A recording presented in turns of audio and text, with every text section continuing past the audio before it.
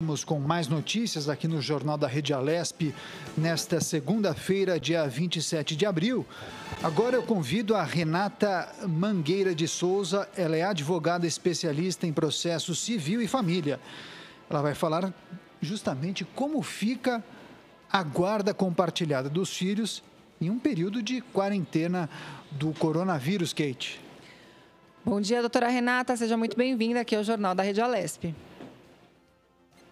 Bom dia, eu que agradeço o convite. Doutor, acho que para começar esse bate-papo, importante entrevista, inclusive, eu gostaria de começar fazendo aquela pergunta básica: como fica, então, a convivência dos filhos com o pai quando a guarda é da mãe ou vice-versa? Então, na verdade, desde 2014, a gente tem como modelo legal aquilo que o legislador denominou como guarda compartilhada. E isso modificou substancialmente aquela visão de que a guarda é só da mãe. Hoje em dia, os pais, eles dividem igualmente direitos e obrigações. Às vezes, por uma questão de, como que eu posso dizer, da dinâmica familiar, a moradia fica mais com a mãe. Isso vem de uma tradição da sociedade brasileira, né? Mas, de fato, a guarda compartilhada, ela significa que teria que ser dividido com equilíbrio o tempo entre pai e mãe.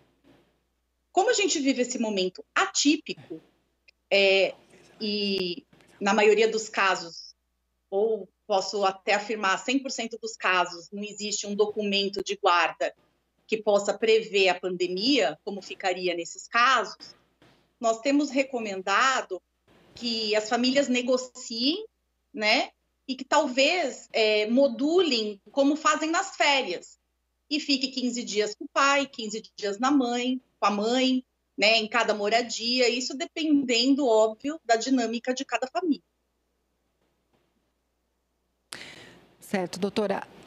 Mais uma pergunta. O pai ou a mãe pode requerer legalmente, então, aí a guarda do filho, vamos dizer assim, no caso da família apresentar algum tipo de sintoma do Covid-19?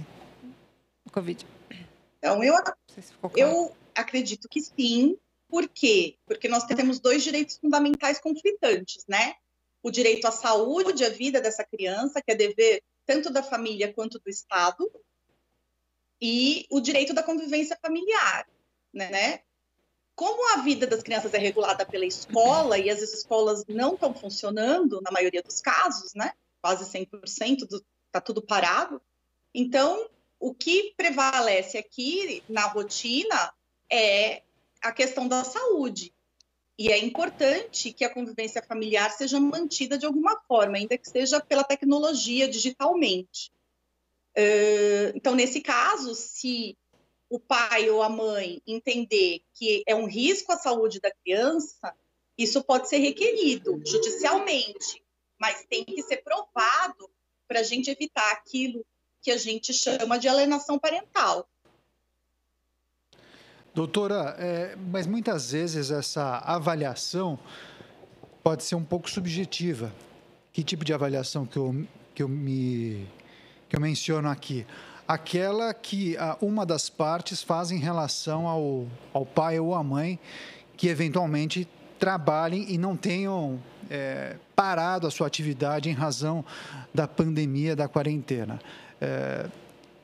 É possível, inclusive, que esse tipo de avaliação subjetiva possa ser questionada judicialmente, como bem levantou a Kate na pergunta anterior, porque uma coisa é estar exposto a uma situação de perigo em relação ao contágio do coronavírus, como, por exemplo, um profissional de saúde. Agora, muitas vezes tem um profissional que tem trabalhado em um esquema diferente, mas tem procurado também se resguardar e resguardar a sua saúde. Que avaliação a senhora faz deste caso? Então, tudo em direito de família é subjetivo, né? Tudo depende do caso concreto. A gente sempre fala em hipóteses, mas tudo vai depender da dinâmica individual de cada família. Eu acho que esse tipo de subjetividade agora não deve ser questionado, né? Eu acho que deve prevalecer o interesse da criança no contato com a família, pai e mãe. Então, esse tipo de subjetividade de alguém, de um pai ou uma mãe, levantar hipóteses absurdas para evitar o contato com outro pai, outra mãe, isso não pode acontecer, seja em pandemia ou não pandemia. Isso tem que ser repelido pelo Poder Judiciário. Inclusive, a senhora mencionou há pouco a possibilidade dos pais fazerem uso da tecnologia. As videochamadas podem ser uma saída para diminuir o distanciamento? Eu acredito que sim, mas do ponto de vista legal, uma videochamada, ela conta, neste caso, como uma saída com o pai ou com a mãe? Olha, eu acho que a tecnologia ela veio para ajudar, né? Ela em todos os aspectos, até nas relações familiares e aproximar quem está longe. Eu acho que é uma estratégia extremamente válida, seja pelo WhatsApp, seja pelo FaceTime, pelas salas de Zoom, qualquer modelo que a família possa encontrar de mais facilitador, eu acho absolutamente importante que esse contato seja mantido. As crianças, de forma geral, eu não sou psicóloga, mas elas tendem a se sentir... a memória delas é sempre muito recente, elas precisam do contato para se sentirem amadas, né? Para se sentirem queridas, desejadas. E, então, prevalecer esse contato, eu acho fundamental e extremamente válido. E, doutora, me fala uma coisa, aqueles que vivem, né, em outra cidade podem receber visita dos filhos? Não, isso vai depender da cidade, da dinâmica familiar, como isso vai funcionar, porque quem vive em outra cidade já tem uma maior dificuldade em fazer cumprir as regras da guarda compartilhada.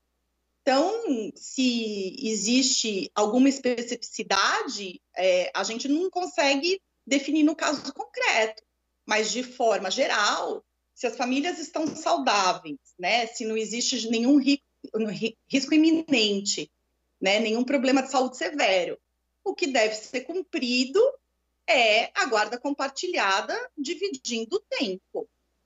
Doutora, me parece que a boa conversa e o bom senso devem prevalecer em um momento como esse.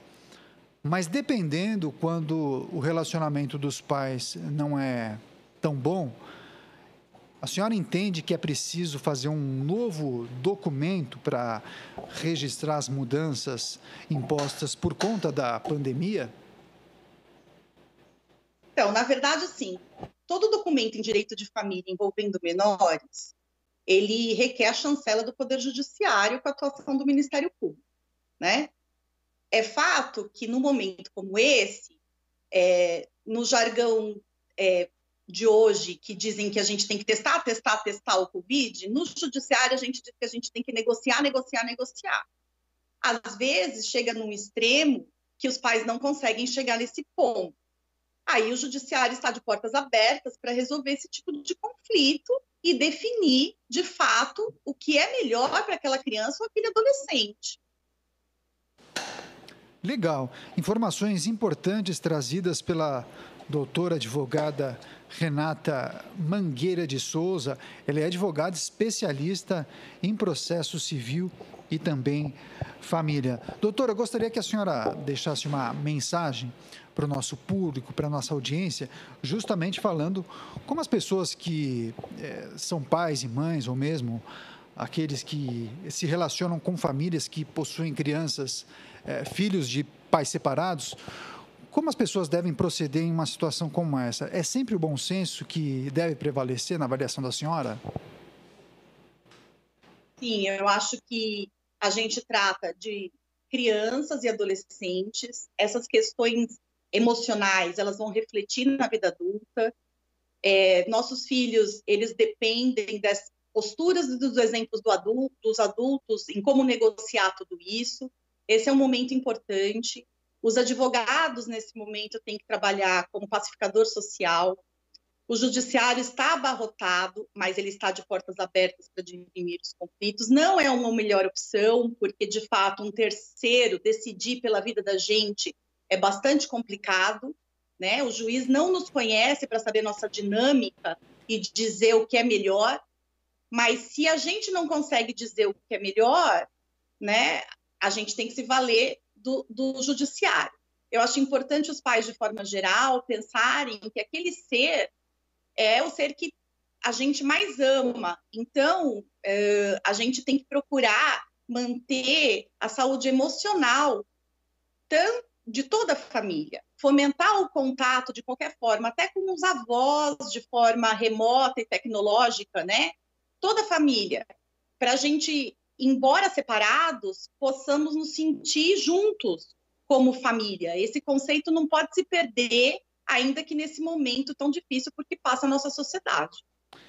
Legal, nós conversamos com a advogada especialista em processo civil e família, Renata Mangueira de Souza. Doutora, muito obrigado por sua atenção, por sua gentileza e pelas informações trazidas pela senhora aqui nesta entrevista no Jornal da Rede Alesp.